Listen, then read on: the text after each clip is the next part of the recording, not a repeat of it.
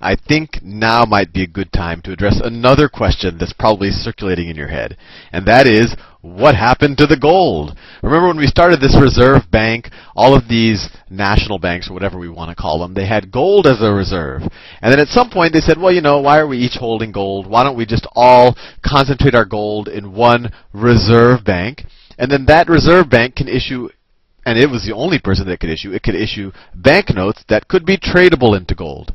And then we said, you know, over time, people just got used to the notion of using the banknotes themselves. That's too thick.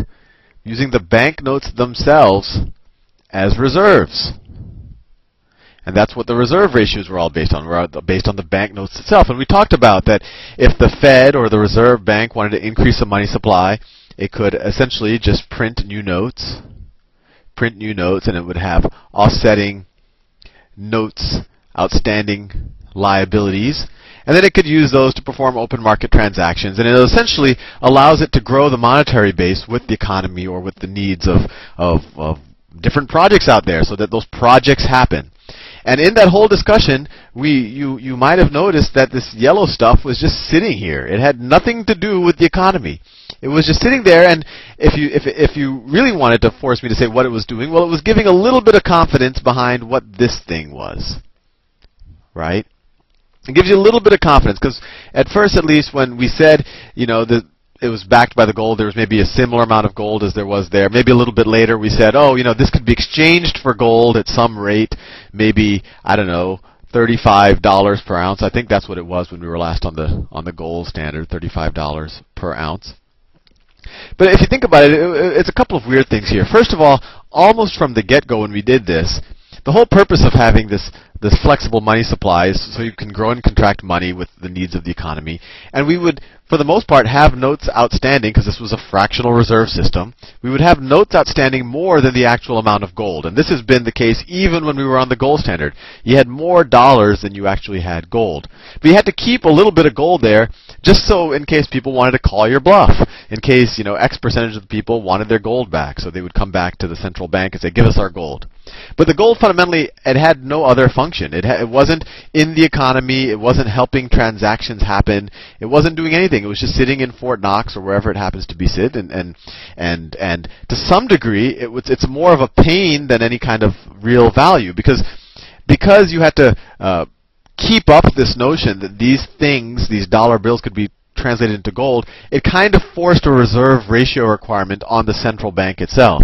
And that reserve ratio requirement, if you think about it, is kind of arbitrary. It's dependent on how much gold is found in the world, right? In order to increase the money supply with GDP, because, you know, people are inventing computers and railroads and cars and highways are being built and we're all becoming more efficient, in order to keep the money supply up with that extra economic activity, if we stay on the gold standard, and if we want to keep kind of these ratios between the money and gold, we'd have to grow our gold with the economy. And, you know, that's kind of arbitrary. You know, maybe we find a big bunch of gold, or maybe we find no gold. And that really should have no bearing on our technological progress and how hard we're working.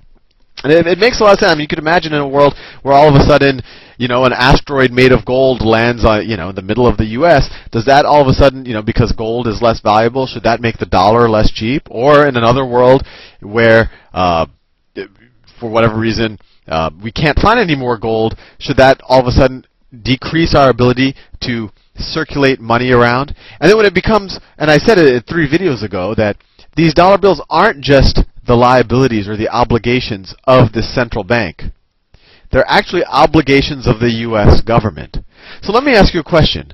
Would you rather have something backed by gold or backed by the U.S. government?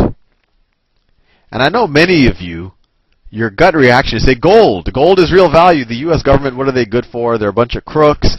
They lie, cheat, and steal. They misallocate wealth all of the time. But think about it. Gold, as we said before, gold really isn't wealth. It can be used to represent wealth only because it's pretty, only because at some period, and it doesn't corrode. At some period in the past, someone says, oh, I'm willing to plow your field if you give me that cool rock that you found. That's the only value gold has. It can't do work. It can't be eaten. It doesn't make us more motivated. It doesn't make us happier. It's not real wealth. Not real wealth. Now what about the U.S. government? Well, it has the right, the authority to tax. And I know taxes are bad words, and I don't like them myself. But it essentially it can extract these rents from the U.S. economy, right? Tax the U.S. economy. And the U.S. economy, that's real wealth. That's labor, ideas, land, resources, everything that makes us tick, our labor, our goods and services, our ability to educate ourselves and innovate and come up with technology and become more productive. That's real wealth.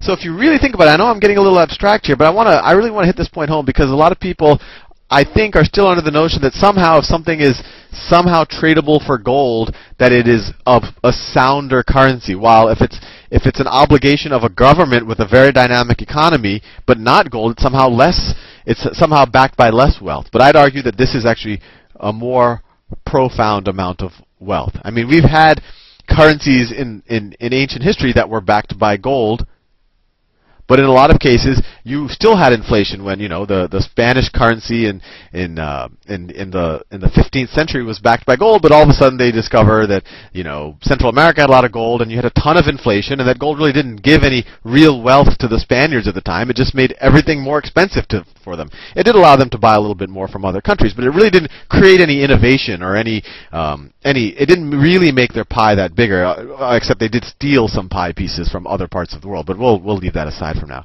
But this is real wealth. A currency backed by a whole nation's ability to generate wealth, in some ways, is a lot more valuable.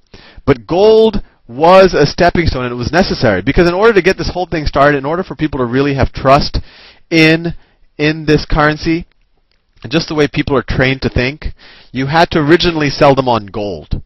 Right? So if you think about it, gold didn't play any role. So in 1971, when Richard Nixon decides to go off of the gold standard, if, and this is a big if you trust the government's ability to manage the money supply effectively, that they're not going to print so much money that we have hyperinflation, or they're not going to print so little money that we end up with, a deflationary spiral. If you trust the government's ability to do that, it really doesn't matter that we went off of the gold standard, and it really just kind of gets rid of a little nuisance. And if you actually look at the Federal Reserve's balance sheet today, there still is some gold sitting on their balance sheet, because it's really not obvious what they needed to do with it, so they just kept it. But anyway, we'll talk a lot about this, what is wealth and what isn't wealth in the future. One example I often tell people is, if you were, let's say your plane is going down, you're the pilot of a plane. You're the pilot of a plane, and it's going down, it's burning. You might see it's burning, and you see two islands in the horizon, and you have to ditch your plane on one of those islands. So one of those islands, it just has a big pile of gold on it. Right? It has a big pile of gold. And then another island, you can see with your telescope from the plane, it has cows on it. It has cows on it. It has, I don't know, all these random fruit trees on it with these luscious fruits. You see, I don't know, it has a big random pool of, I can't draw oil because oil is black on the blackboard. It has a pool of oil. It has another big, nice lake of fresh water that's away from the oil so it doesn't get contaminated. And you can even see from your telescope that it has a bunch of hardworking, innovative, smart people on it who can, I don't know, do all sorts of interesting things. And you see, and they have roads.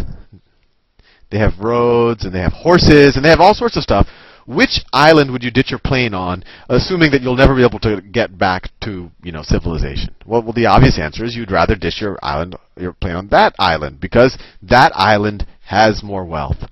And so, when we went off of the gold standard, I know it seems like this big, horrible thing in the whole scheme of the world, and gold has become a lot more expensive. It's no longer $35 an ounce. It's, whatever, $700 or $800 an ounce now. So you might think, oh, there's been all this inflation. It would have been great if we were on the gold standard.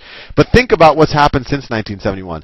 Other than some of this excess credit that was given out maybe over the last 10 or 15 years, other than these bubbles, we've seen a tremendous amount of innovation, and we haven't seen hyperinflation, and that's all in the world of, you can call it a fiat currency, a currency that's not backed by any kind of hard asset. It's backed by people's trust in the ability for the U.S. economy to support debt to pay off the value of this currency. We'll talk more about that in the future. I don't want to get too circular in my conversations. But I'll see you in the next video. I just wanted to touch on that point that we are now off the gold standard.